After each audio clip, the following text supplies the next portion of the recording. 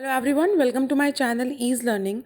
This is Monica and today I will discuss about MCQs. Previous year question discuss करेंगे हम. Previous year questions जितने भी important हैं 100 MCQs prepare किए हैं, जिसमें से फर्स्ट 20 MCQs को हम डिस्कस करेंगे और बहुत ही डिटेल में डिस्कस करेंगे.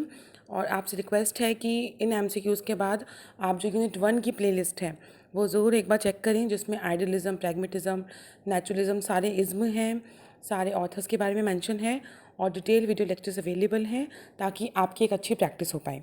ठीक है, तो फर्स्ट क्वेश्चन, ये प्रीवियस ईयर क्वेश्चंस हैं. Prayer can not be offered with an empty stomach. ये स्टेटमेंट आई थी. This statement will get support from. किस इज़्म के हिसाब से इसे सपोर्ट मिलना चाहिए कि आप खाली पेट तो प्रार्थना भी नहीं कर सकते. Prayer can not be offered with an empty stomach. Idealism जो विचारों की बात करता है, नेचुरलिज्म जो नेचर की बात करता है कि नेचर में सीखना चाहिए, प्रैग्मेटिज्म जो प्रैक्टिकल आस्पेक्ट की बात करता है, या लॉजिकल पॉजिटिविज्म जिसमें हम लॉजिकल पॉजिटिविज्म की मैंने क्लास अभी एक लेनी है, आपको डिटेल वीडियो लेक्चर अवेलेबल करवाऊंगी. तो प्रैग्मेटिज्म जो प्रैक्टिकल आस्पेक्ट की बात करता है, ठीक है, उस हिसाब से इसका आंसर है कि प्रैक्टिकल एटीट्यूड, कि prayers can not be offered with an empty stomach. Clear. अब इसमें देखिए प्रैग्मेटिज्म जो किसकी बात करता है, प्रैक्टिकल एटीट्यूड की. साथ साथ कोशिश करेंगे कि आपको ये लर्न भी हो जाए. Next question, honesty is the best policy. This statement will be assented to by idealism, naturalism, realism और प्रैग्मेटिज्म. ठीक है, तो honesty is the best policy, क्या हम इसको करके देख सकते हैं प्रैक्टिकली? ऑफ कोर्स हम इसको देख सकते हैं कि ऑनेस्टी जो है आपकी एक बेस्ट पॉलिसी, एक बेस्ट है अपने आप में. आप ऑनेस्ट रहिए तो आपको रिजल्ट भी मिलेगा. तो एक प्रैक्टिकल एटीट्यूड की बात करता है. जब ये क्वेश्चन आया था तो मोस्टली सभी को लगा था कि आइडियलिज्म विचारों की बात होती है, तो ये विचारों की बात नहीं है, प्रैक्टिकल आस्पेक्ट है. जब मैंने प्रैग्मेटिज्म की क्लास ली थी तब भी मैंने आपको समझाया था, इसी एग्जाम्पल को दिया था honesty is the best policy को देकर, कि ये 2018 का क्वेश्चन है. तो प्रीवियस ईयर क्वेश्चन को हम डिस्कस कर रहे हैं और जितने भी 100 MCQs हैं वो डिस्कस होंगे. फर्स्ट 20 आज डिस्कस कर रहे हैं और आपको लर्न भी हो जाएंगे साथ साथ. ठीक है, तो honesty is the best policy एक प्रैक्टिकल एस्पेक्ट पे डिपेंड करता है. Clear. Okay. The school should focus on teaching of content drawn from pure science would be imperative of which school of philosophy. देखिए वर्ड आ गया pure science, और आपको मैंने pure science, natural science समझाया था रियलिज्म में, रियलिटी. ठीक है, उसकी बात की थी. ना ये आइडियलिज्म का है ना नेचुरलिज्म का है, इसका आंसर होगा realism. Clear. Next we have a line of Indian film song run like you are in me, I am in you. This can be interpreted in to accord with the views of which philosophy. Vedanta, Sankhya, Jainism, yoga. देखिए ब्रह्मा और soul, दो हमने बातें की थी कि ब्रह्मा और soul दोनों एक हैं, तो ये उस फिलॉसफी, उस एस्पेक्ट्स के पॉइंट ऑफ व्यू से दिया गया है. You are in me, I am in you, Vedanta philosophy इसका आंसर होगा. Clear. Next we have Verkishis refers to the rich class, upper class, the working class, and answer there will be for both 1 and 2. That means rich and upper. देखिए ये Karl Marx के aspect से आया है. Karl Marx में इस word को use किया गया जिसमें रिच कैपिटलिज्म की बात की गई, अपर क्लास की बात की गई. तो आप वैसे भी ध्यान लगा सकते हैं कि रिच और अपर क्लास ये दो चीज़ें सेम हैं. बोथ 1 and 2 इन दोनों आस्पेक्ट्स के लिए है. Verkishis refers to rich and upper class. Next we have according to Marx philosophy the school must be managed by. ये मैंने आपको क्लास में भी समझाया था जब इसका वीडियो लेक्चर अवेलेबल करवाया था कि ना ही स्कूल को मैनेज करें कैपिटलिज्म, ना ही वर्किंग क्लास पीपल, क्योंकि वो मैनेज कर भी नहीं सकते, ना ही ब्यूरोक्रेट्स इसे मैनेज करेंगी स्टेट गवर्नमेंट. स्टेट गवर्नमेंट के हाथ में कंट्रोल होना चाहिए कि हाउ टू कंट्रोल स्कूल्स. ठीक है, स्टेट गवर्नमेंट या गवर्नमेंट उनके हाथ में फुल कंट्रोल होना चाहिए how to manage a school.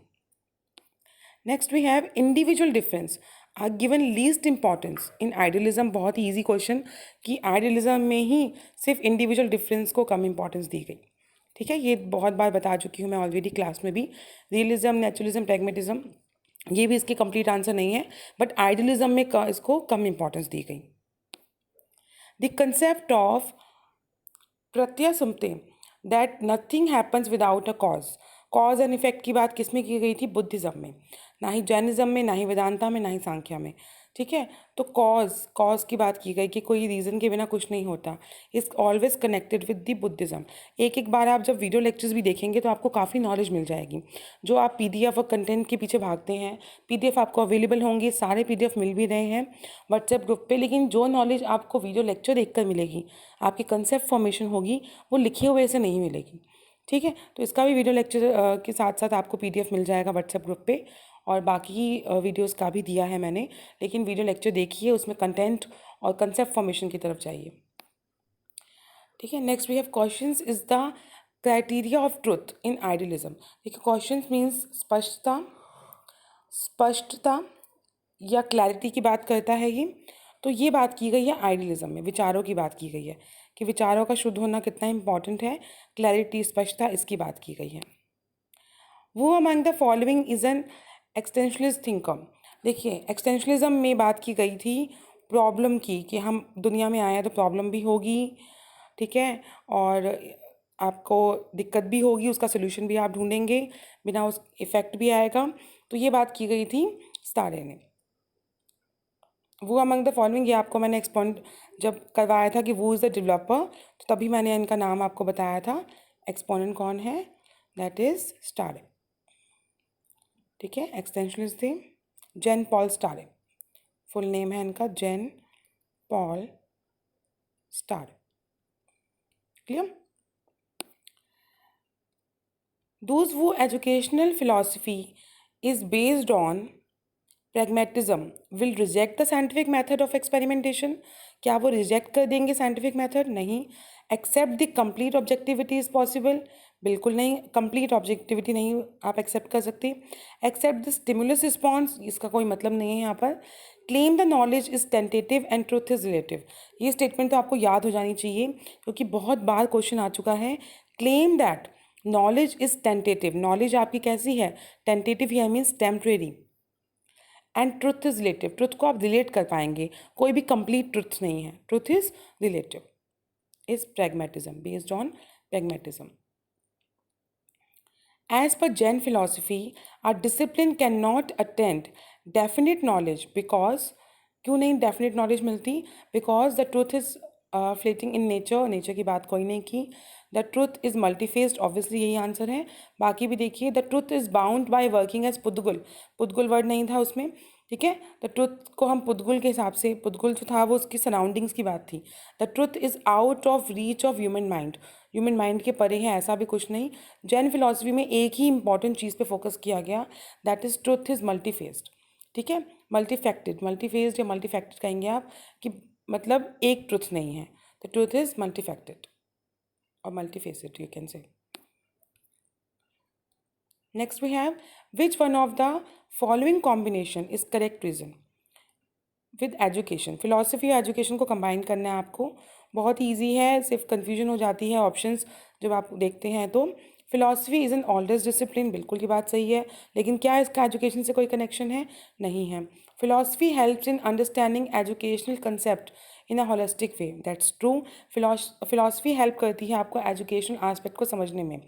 Philosophy and education are two sides of a same coin, ये लाइन आपने बहुत बार देखी होगी बुक्स में।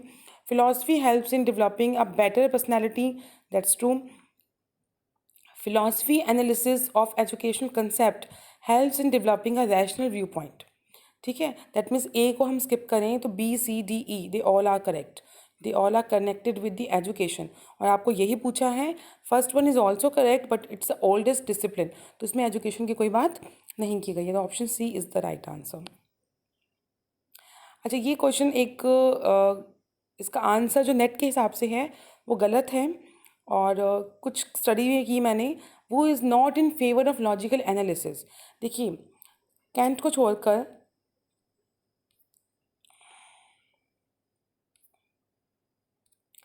देखिए जो आपके बर्नेट रुशेल थे, ये लॉजिकल ऑटिज्म दिया था इन्होंने, इनके बारे में डिटेल स्टडी किया मैंने। फिलहाल के लिए आंसर गलत है, वैसे इसका आंसर है ए कैंट। लुंडिंग विट्गेंस्टाइन भी लॉजिकल एनालिसिस पे फेवर दिया था, जी ई मुरे भी लॉजिकल एनालिसिस पे फेवर दिया था। सिर्फ एक कैंट है जिन्होंने मॉरलिटी की बात की थी फिलॉसफी में, एस्थेटिक्स की बात की थी। देखिए इसका आंसर बनता है वन, लेकिन जो नेट के हिसाब से आपके आंसर है बी, दुशेल, लेकिन दुशेल इसका आंसर नहीं है क्योंकि लॉजिकल एनालिसिस, उन्हें लॉजिकल ऑटिज्म दिया था, लॉजिकल एनालिसिस की बात की थी, ठीक है। मैथमेटिशियन की बात की थी, मैथ्स की बात की थी, लॉजिक की बात की थी, सी भी लॉजिकल एनालिसिस थी, जीई मोरे ने भी लॉजिकल एनालिसिस की बात की थी। जो कैंट थे उन्होंने मॉरलिटी की बात की थी, मॉरल वैल्यूज़ की बात की थी कैंट ने। तो फिलहाल के लिए इसका आंसर तो 1 है कैंट, लेकिन जो प्रीवियस ईयर क्वेश्चन की आंसर की के हिसाब से बी आंसर है। तो लेकिन ये एक जो डिटेल स्टडी मैंने की उसके हिसाब से कैंट आंसर है। Clear? Rearrange the following in a correct sequence of their origin and evolution. Science, technology, philosophy, education. देखिए पहले द ओल्डेस्ट डिसिप्लिन अभी हमने रीड किया, the oldest discipline was the philosophy, that means philosophy will come first, education आया उसके बाद, then हमने science में टेक्नोलॉजी, साइंस और टेक्नोलॉजी की बात की। तो oldest one is philosophy, then we have education, then science and then technology.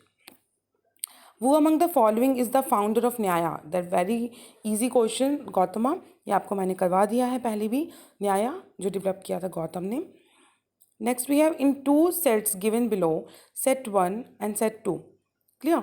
Idealism, idealism बात करता है to be the role model of the, हम रोल मॉडल की बात करते हैं तो ए का 3 आंसर है role model. Idealism talking about the role model. Realism, realism आपका आंसर है to impart knowledge, pure science, knowledge impart करना। Pragmatism to function in, to assist students personality in his journey towards self realisation. और existentialism बात करता है problem की, cause की, pen, pleasure, सबकी बात करेगा कि आप आपकी एग्जिस्टेंस की बात करता है। ठीक है, तो option number 2 is the right answer. The next we have the process of attaining one's existence as per existentialism. सबसे पहले लॉनलीनेस आई, ठीक है। असेंस इसका लास्ट में आता है, आपको असेंस से याद रखना है, लास्ट में आएगा। अकेलापन, फिर स्ट्रगल, स्ट्रगल के साथ ही पेन और pleasure both, then we have ascent. ये आपको सीक्वेंस याद रखना है। Loneliness, then we have struggle, then you will get the pain and pleasure, and then last is ascent. Okay, playway method of teaching has been emphasized in the scheme of naturalism, realism, pragmatism, existentialism. Playway या nature में पढ़ना, उस teaching को कहेंगे आप naturalist, वह use करते हैं। ठीक है, तो एक बार मैं फिर भी रिपीट करवाऊंगी सारे क्वेश्चंस ताकि आपको लर्न हो जाए। हम 100 MCQs भी करेंगे, फर्स्ट 20 आज हो चुके हैं, इम्पॉर्टेंट हैं। देखिए हमने ईजिली करना है, प्रेयर खाली पेट नहीं कर सकते, प्रैग्मेटिज्म अप्रोच पे बेस्ड थी।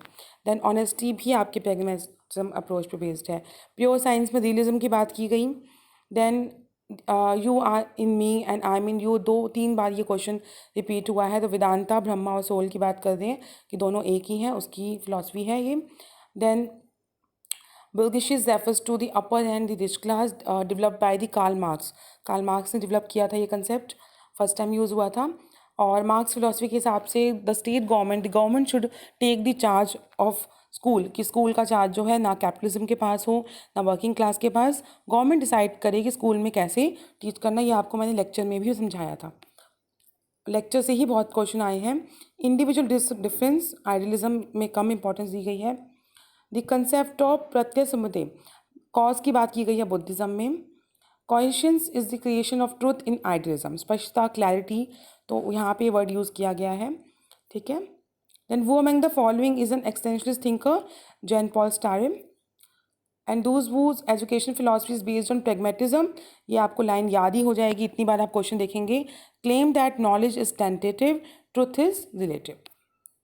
As per Jain philosophy, the truth is multifaceted. Then we have philosophy और education को आपने combine किया, और logical analysis का आंसर बनता है कैंट। और क्योंकि दुशेल, विंगस्टन एंड मोरे तीनों ही लॉजिकल एनालिसिस, मैथमेटिशियन और इन चीज़ों की बातें की थी। कैंट ने मॉरलिटी और मॉरल वैल्यूज़ की बात की थी। Rearrange the following in a correct sequence of their origin and evolution. पहले philosophy, which is the oldest discipline, then education, then science and then technology. Who among the following is the founder of Nyaya, Gautama. Then आपने idealism और realism इन सबको match किया। और एक्सटेंशनलिज्म में मैंने आपको पहले ही बताया था कि स्ट्रगल, आपकी एग्जिस्टेंस की बात है, आप आए हैं दुनिया में तो आपको प्रॉब्लम भी होगी और उसको आपको फेस करना है। तो loneliness, struggle, pain and pleasure, last we will get the essence. Playways naturalism. देखिए, अगर आपको वीडियो लेक्चर में ये जो कंटेंट है लिखा हुआ ठीक से ना दिखे तो please change your quality option, आप इसको हाई क्वालिटी पे देखिए। और जिसका PDF है वो आपको अवेलेबल करवाऊंगी व्हाट्सएप ग्रुप पे। और अब रेगुलर लेक्चर्स मिलेंगे आपको जितने भी इम्पॉर्टेंट हैं। तो कोविड की वजह से मैं क्लासेस नहीं ले पा रही थी, अब मैं ठीक हूँ, बेटर हूँ पहले से। तो आपको रेगुलर वीडियो लेक्चर्स मिलेंगे और साथ साथ PDF मिलेंगे। और जब इतनी मेहनत की जा रही है आपके लिए, आपको PDF भी दिए जा रहे हैं और अच्छा है क्वालिटी कंटेंट मिल रहा है, तो please do like, share and comment. Please mention your valuable comment in video. Thank you so much.